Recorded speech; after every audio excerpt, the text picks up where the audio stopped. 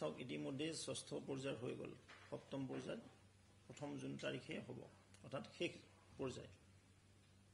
মাজত 2টা দিন থাকিব, 2 আৰু 3 তাৰিখ, 4 তাৰিখে গণনা আৰম্ভ হ'ব। নিশ্চিতভাৱে আমি অসমৰ ক্ষেত্ৰত কৈছোঁ, অসম প্ৰদেশৰ ক্ষেত্ৰত আমাৰ 14খন আসনৰ আমি 12খন আসন পাবলৈ সক্ষম হ'ম। কিন্তু কংগ্ৰেছেও দাবী কৰিছে, ভূপেন বৰাই কিছুমান ক্ষেত্ৰত এনেকুৱা পৰ্যন্ত গেৰেণ্টি দিছে যে ধুবুৰী যদি ৰকিবুল হুছেইন হাৰে তেওঁ পদত্যাগ কৰিব। আপোনাৰ 12খনত মানে কিমান গেৰেণ্টি, কেনেকুৱা ধৰণৰ? আমি 12খনে কৈছোঁ আৰু এতিয়া কংগ্ৰেছৰ সুৰত আমি কথা নকওঁ নহয়। কংগ্ৰেছেতো ভোজো আয়োজন কৰে, বিহু দলো আনে, সাংস্কৃতিক কৰ্মীকো ইনভাইট কৰে, পিছত পলাইও দিয়ে। তো এইবিলাক নহয়, 14 তাৰিখে গম পাব কাৰ অফিচত তালা লাগে, কোনে মিঠাই বাতৰা কৰে। আৰু এটা কথা, কিছু সময় পূৰ্বে ভূপেন বৰাই ভাষ্য প্ৰদান কৰিছিল যে কপিল চিবলৰ প্ৰসংগৰে তেওঁ কৈছে যে ইভিএমৰ প্ৰসংগ উত্থাপন কৰিছে, যদি ইভিএম ঠিকে থাকে কংগ্ৰেছৰ আসন বাঢ়িব।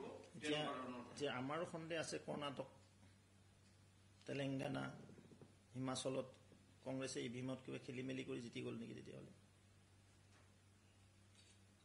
মোৰ সন্দেহ হৈছে এতিয়া ভূপেন বৰা ডাঙৰীয়ে যিখিনি কথা ক'লে আপোনালোকক বা সংবাদ মাধ্যমৰ জৰিয়তে যিটো ওলাইছে, ইভিএমৰ প্ৰতি তেওঁলোকৰ এটা সন্দেহ আছে।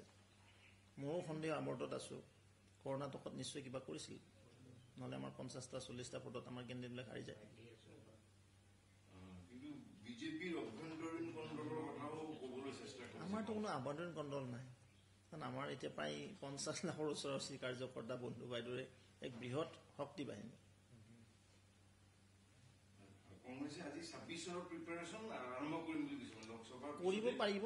26ত সন্মানীয় মুখ্যমন্ত্ৰী ডক্টৰ হিমন্ত বিশ্ব শৰ্মা ডাঙৰীয়াৰ নেতৃত্বত পুনৰবাৰ আমি ভাৰতীয় জনতা পাৰ্টীয়ে তৃতীয়বাৰৰ কাৰণে চৰকাৰ গঠন কৰিম।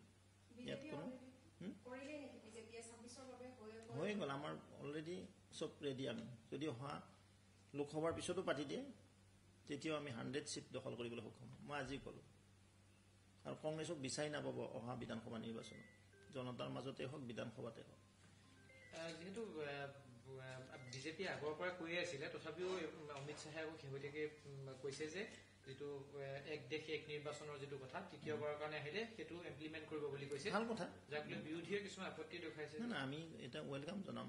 এক দেশ ওৱান নেশ্যন ওৱান ইলেকশ্যন, এক দেশ এক নিৰ্বাচন, এইটো ভাল কথা। দেশখন বাচি যায়। আমি দেশৰ কাৰণে ৰাজনীতি কৰিছোঁ। দেশৰ যদি কিবা ভৱিষ্যত মংগল হয়, দেশৰ যদি আমাৰ অৰ্থনীতি টনকিয়াল হয়, তো তাত আমাৰ কি লছ আছে? পাৰ্টি হিচাপে আমি সদায় ৱেলকাম কৰি যাম এই সিদ্ধান্ত। কিন্তু এইবাৰ কোৱা হৈছিল যে মুছলমানৰ ভোটো বিজেপি যথেষ্ট হ'ল। মোদীজীয়ে যোৱা 10 বছৰ যিটো শাসন প্ৰশাসন চলালে, তাত সংখ্যালঘু সংখ্যাগুৰু নহয়, জনতাৰ জনহিতৰ কাৰণে তেখেতে কাম কৰিছে। ইয়াত সকলোৱে মিনিমাম ফেচিলিটিখিনি তেখেতে প্ৰভাইড কৰিছে। খোৱা পানী ব্যৱস্থাই হওক, কানেক্টিভিটিয়ে হওক, ইনফ্ৰাষ্ট্ৰাকচাৰেই হওক। তো আগতে আমি পলিটিক্সটো দেখিবলৈ পাইছোঁ, এটা বিশেষ সম্প্ৰদায়ক বাটাৰিং কৰাই আছিল ৰাজনীতি। আৰু মোদীজী সেইকাৰণে ক'লে যে সবকা সাথ সবকা বিকাশ, সবকা বিশ্বাস সবকা প্ৰয়াস, সকলোকে মানে সমাহিত কৰি যি ইনক্লুচিভ ডেভেলপমেণ্ট কৰিছে। আৰু সেইকাৰণে ভাৰতবৰ্ষৰ সকলো জনগণ মোদীজীৰ কাষত থিয় হৈছে, তেখেতৰ সভা সমিতিত আহিছে, তেখেতক ছাপোৰ্ট কৰিছে। মোদী ডাঙৰীয়া তৃতীয়বাৰৰ কাৰণে প্ৰধানমন্ত্ৰী পদত অধিষ্ঠিত কৰিব। জাতীয়তাবাদী দলসমূহ একেলগ হোৱাৰ কথা কৈছে, মানে আনুষ্ঠানিকভাৱে অখিল গগৈ কৈছে যে লগটো হ'ব পাৰে, গণভিত্তি কাৰ আছে কিমান, এছেম্বলি ষ্টেণ্ড কিমান আছে, পাৰ্লিয়ামেণ্টৰ ষ্টেণ্ড কিমান আছে, সেইবিলাক জনতাই চায়।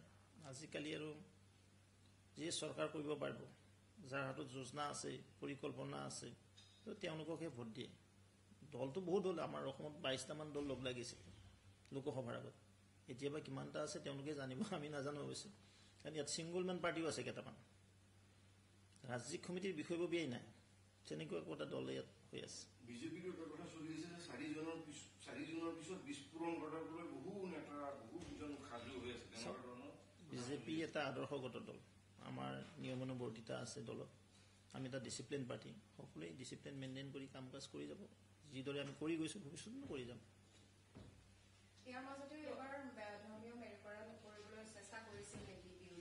বিৰোধীয়েতো সদায় সাম্প্ৰদায়িক ৰাজনীতিয়ে কৰে, আৰু তেওঁলোকে ভাৰতীয় জনতা পাৰ্টীক সাম্প্ৰদায়িক বুলি কয়।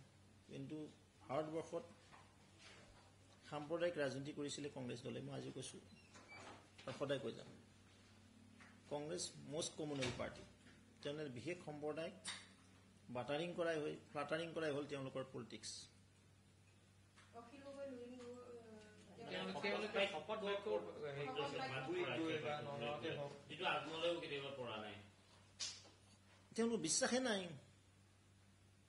শপত বাক্য য'ত দিব লগা হৈছে শপত খাব লগা হৈছে প্ৰমিছ কৰিব লগা হৈছে তাৰমানে কথাটো কি বিশ্বাস নাই অবিশ্বাসৰ যেতিয়া মিলন হ'ব তেতিয়া এইবিলাক কথা আহে তো আমাৰ দলটো এইবিলাক শপতৰ কথা নাহে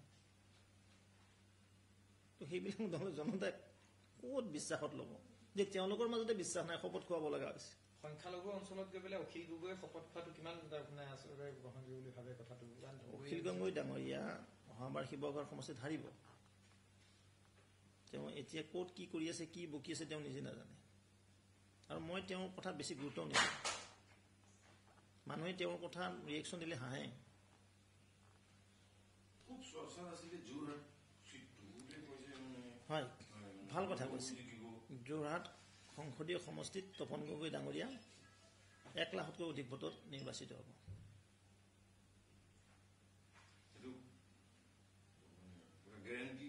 মই গেৰাণ্টি দি কৈছোঁ মোদীজীৰ গেৰাণ্টি আৰু এই যোৰহাটৰ গেৰাণ্টি একে